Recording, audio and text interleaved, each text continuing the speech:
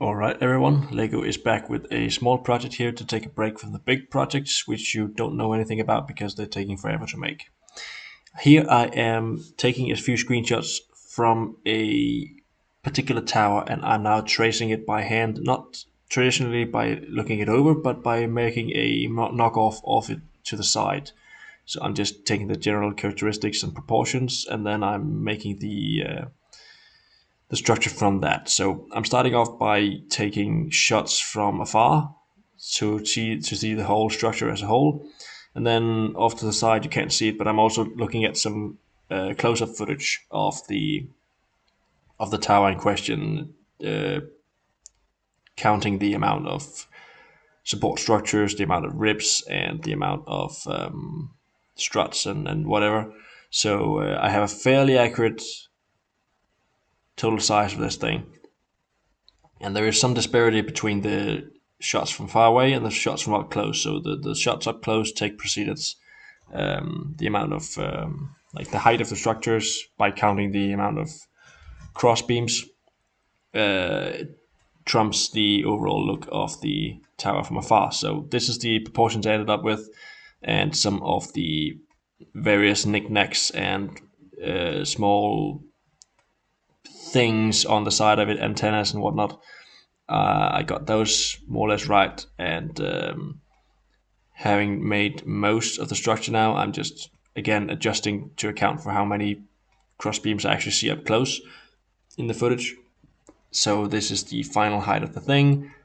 Counted the amount of rungs on the very topmost thing as well, and adjusting the the pictures to go so that it fits all at once, and making some adjustments to the broken ladder rungs as well, making sure to get the right amount, making Lara here sit proportionally to where she would be if everything is to scale. And having done that, I am pretty happy with the overall composition of the setup here. So all this to make the framework. Even though it was pretty simple to do, this is the centerpiece of the project. Um, At this point, you probably know what I'm talking about. This is a scene from Tomb Raider, the 2013 game. I have made the radio tower here now, and I am just adding a few bits of detail work to the struts to make it a little bit more dynamic, a little bit more interesting to look at, because this silhouette is going to dominate the picture I'm making. And now I'm just doing some background, quick mountainous terrain to sort of be the background and foreground of this thing. And I am making a sky, and I am trying to focus a bit on the actual light emitting red beams. These are some of the ones that guide you in the game to tell you that this is the thing you want to go to. And I have done some flares, glares, lens flares as well in the past, but not to this extent. So I really wanted to do something more with it this time. See if I could get some more experience with making these. And at the same time, I also wanted to do like some clouds, but I didn't want to do the traditional white fluffy watercolor clouds because that's not what this scene needed.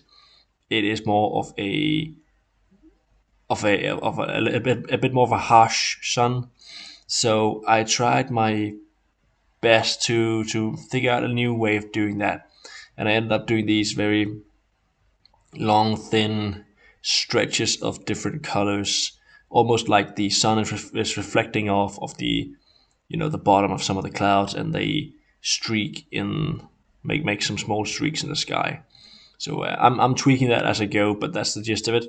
At the same time, I'm trying to make the flare, and I have gotten a few new tools on my belt since the last time I did flares, which was over 2 years ago, I think.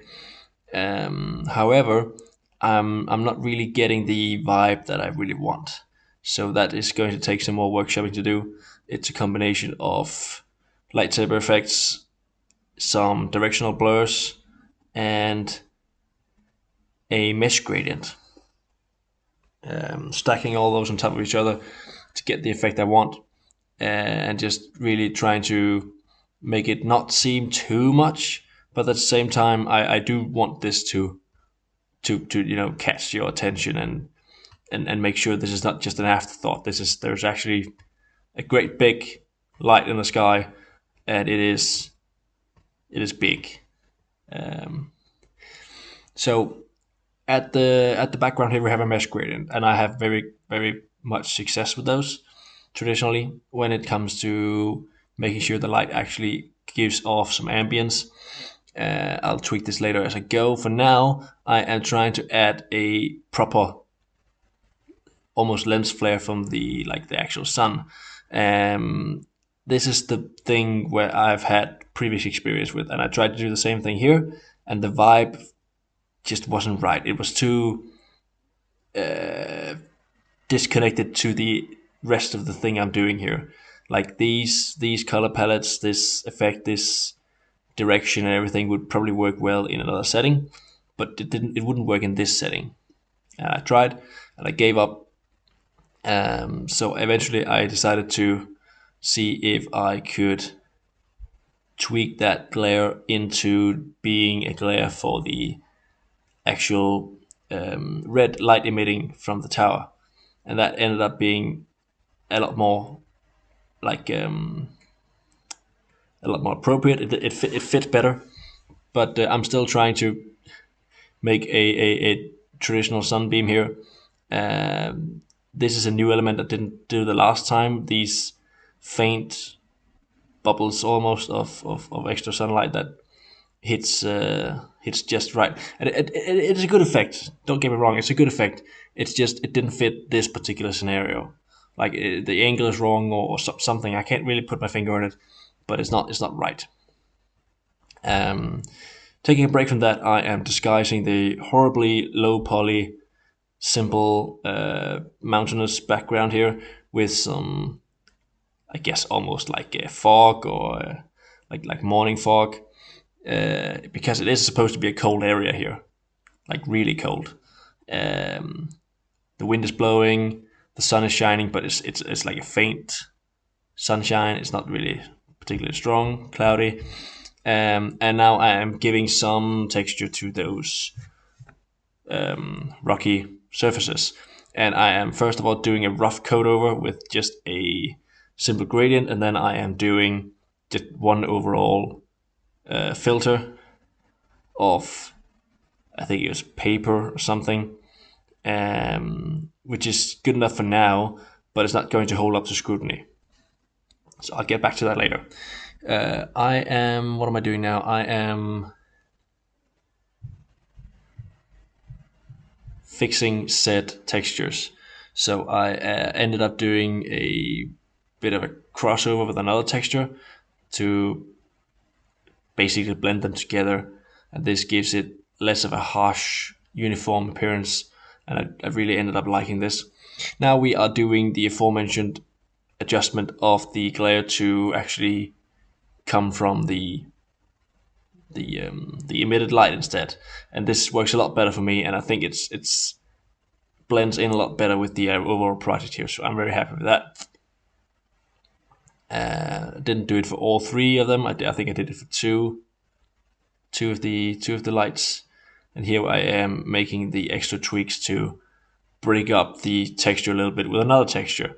So I'm sort of trying to mask how uniform it is by applying another texture on top. Some would say too much. I would say, well, it hasn't stopped me yet, so here we are. Now, having finally gotten to a point where I'm reasonably happy with the background and the composition of the framework, now it's time to do the text. Now, I had a grand idea about this text. I wanted to do a music project. Turns out, when I got to this point, the sheet music that I wanted to add here doesn't exist. No one has made a public version of that music in sheet format, so I had no idea what to write. I briefly toyed with the idea of trying to, make a translation myself, just listening to it and trying to recreate it. I failed after like a day of trying to get that right. I'm pretty harsh when it comes to being my own critic in these sorts of things, but I'm way out of my depth here. So I did not make the music project that I wanted. So instead, I just wrapped it up in the title of the piece of music that I had wanted to write here.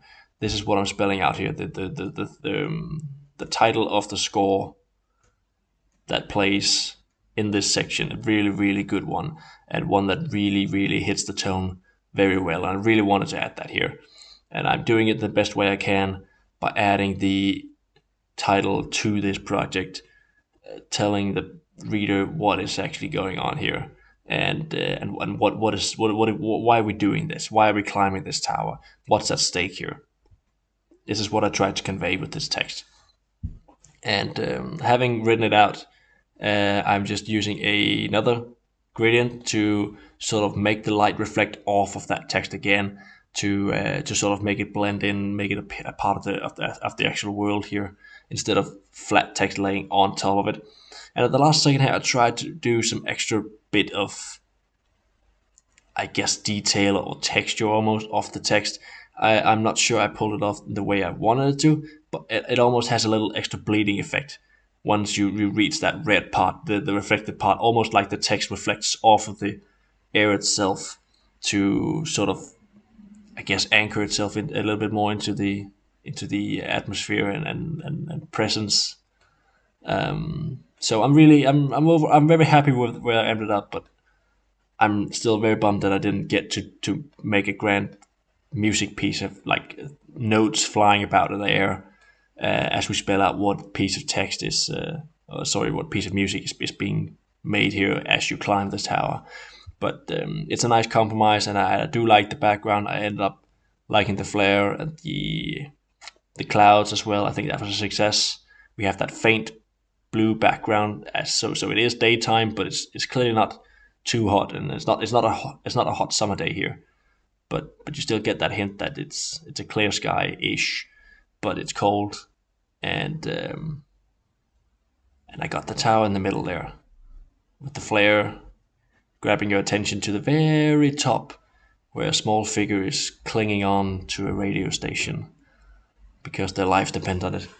Right, I think this was all I had to say for now. I will perhaps see you another time, and bye.